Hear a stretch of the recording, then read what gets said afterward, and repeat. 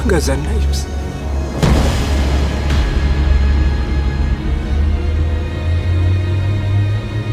How can we be like this? No one here will hurt you. My name is Yoweri Kaguta Museveni. Abavubuka balubatu ddala basobola okwefumikiriza ku mbeera nga bwe yali ng'emmundu esekera Luweero Masaka nga kwogase ne Fort Portal nga Yoweri Kaguta Museveni ne banne balwana okuwamba obuyinza mu myaka gy'ekinaana. Era abamu boogera nti olutalo luno olwakazibwako nti lwali lwa kwenunula terubakwatako kubanga lwaliwo nga bo tebannazaalibwa. Wabula Arnold Bubangizi yakola kinene nnyo okusembeza ebyaliwo mu lutalo luno mu bantu ab'ensangi zino bwe yazanya nga Yoweri Kaguta Museveni ng'ali mu nsiko mu firimu ya 27 Guns emyaka 7 egyakayita kaakano. Myself, together with my comrades, we have formed the Popular Resistance Army. We are a movement against tyranny, extrajudicial murders, against rape, and against any form of oppression imposed on us. This man and his goons Ilivuwe mukuzanya nga President Museveni era kyasuubira nti yali egenda okubeera entandikwa ye ey'okuyitimuka mu kisawo ky'okuzanya firimu mu Uganda. Wabula olwaliro bw'omutuukako kizibu okukkiriza nti ddala yonna yazanya nga President Museveni abantu bangi basuubira nti yafuna obuwanana bw'ensimbi. Ono awangalira mu kazi g'emunyonyo mu ggombolola y'e Makindye mu kasenge kano akafunda asulamu ne nnyina. Mukazi wattu Kamuzaala ye yeebaka ku kitanda ate Mubangizi ne yeeganzika ku mufaliso guno.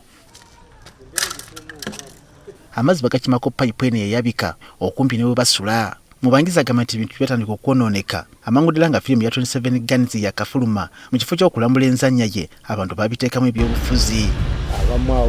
This therefore is a declaration of war. I simply don't believe his is a cause anybody is going to follow.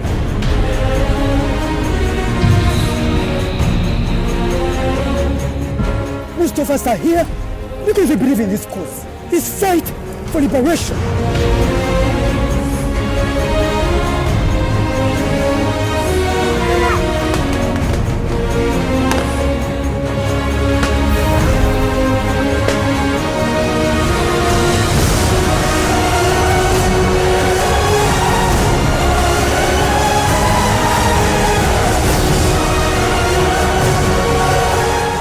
Sacrifice. We attack by tomorrow morning.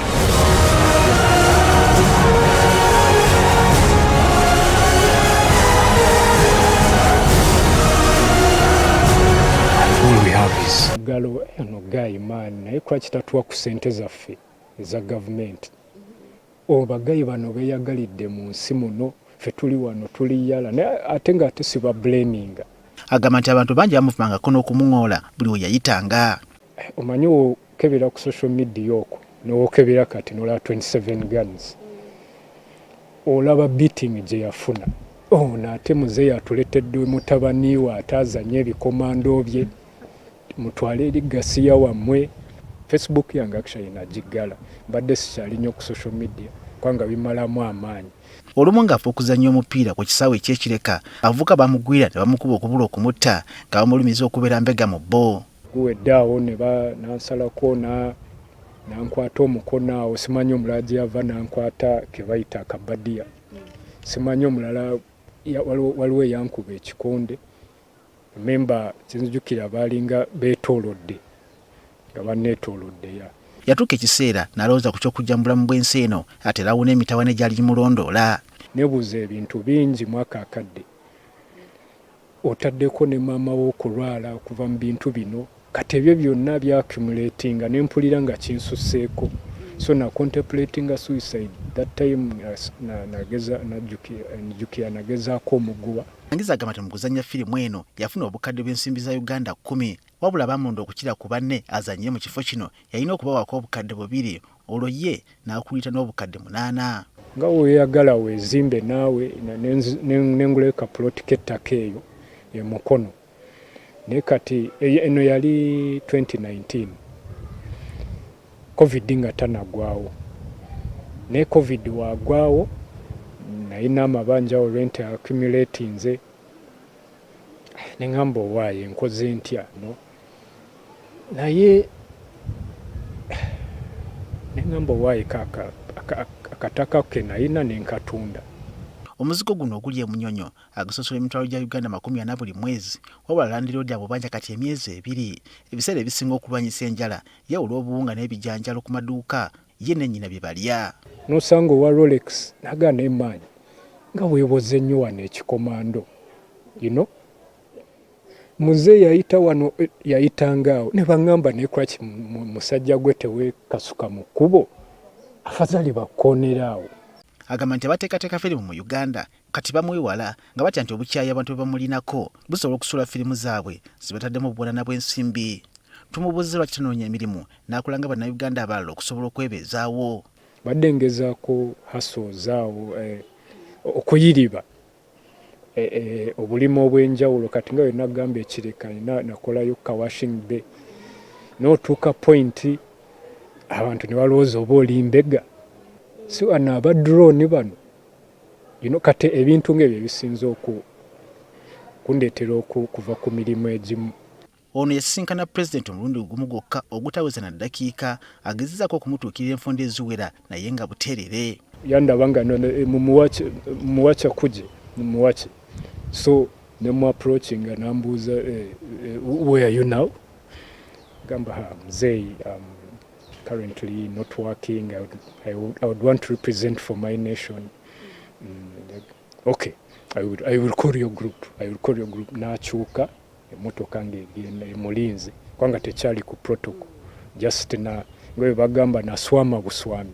Tumubuuza nti wabanga yasasula okuzannya firimu ate lwaki na kaakano akyayaya n'okusinkana omukulembeze w'eggwanga. Mukaabira muzeeyi essaawa zino nandyagadde muzeeyi anyambye anziggyemu eno terrible situation ze ndimu wano mbeera muzigo abantu we bandaba kiweesa n'erinnya lye kiweesa erinnya lye erinnya B.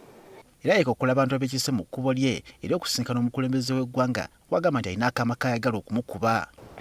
Nze kyensobola okugamba kyekino sitaani yabeera mu bintu bino n'aleeta confusion. Sigenda judging oba kusonga bugalo, nze ekyo kyensobola okwogera. Arnold Mbangizi ono wa myaka 35 abadde muzanyi wa firimu okuva ku myaka 16 nga kyajja wanduke mu ssomero. Maama we Keroike Migisa yamusikiriza okwetaba mu kuzannya firimu zino. Mubangizi tamanyi kitaawe kubanga maama we nakakano tamumulaganga kati olutalo lwalwana lwakujja mu bwavu. Abazanyi ba firimu bangi bafunye obukyayi okuva eri abantu olwa paati zibazanya mu firimu ezimu. Daletta male mirundi awo mule mirembe nzijukira waliwo gye yali atera otuula kati waliwo yaŋŋamba nomanyi gezaako mirundi maybe ayogera ne president asobola okutuusaayo kubanga nzijukira kye yaŋŋamba yansongamu nga naye muzeeyi wankolera ki muzeeyi nakkolera emyaka muzeeyi wankolera ki kati that's when wekyaringinga mu mutwe gwange nga kitegeeza kati yali mu 27 guns, 41 men, and hope.